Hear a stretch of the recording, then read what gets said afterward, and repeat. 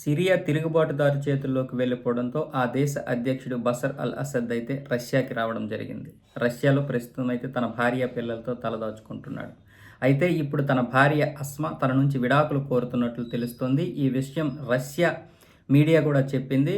రహస్యంగా ఈమె విడాకులు కోరుతూ తనని లండన్ కూడా పంపించే ఏర్పాట్లు చేయాలని అక్కడ కోర్టులో విన్నవించుకున్నట్లు తెలుస్తోంది. అయితే ఇప్పుడు బషర్ అల్ అసద్ దీని గురించి ఏమీ మాట్లాడడం లేదు. ఆమె నచ్చజెప్పే ప్రయత్నం అయితే చేస్తున్నాడు. నిజానికి మాస్కోలో ఉండడం ఇష్టం లేకనే ఆమె లండన్ వెళ్ళిపోవడానికి సిద్ధంగా ఉన్నట్లు తెలుస్తోంది. ఇది కూడా రష్యా అయితే పరిశీలిస్తుంది.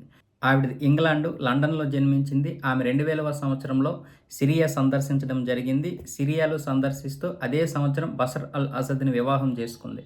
దాంతో ఆమె సిరియాకి మొదటి మహిళ అయింది.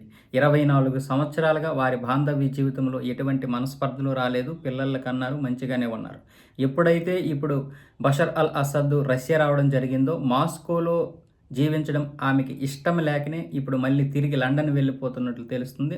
విడాకులు మంజూరైతేనే ఆమె స్వేచ్ఛగా లండన్ వెళ్ళిపోవడానికి అవకాశాలు ఉన్నాయి కాబట్టి ఆమె విడాకులు కోరుతున్నట్లు తెలుస్తుంది. ఇంకా దీని గురించి బషర్ అల్ అసద్ అయితే ఏ వివరణ ఇవ్వలేదు.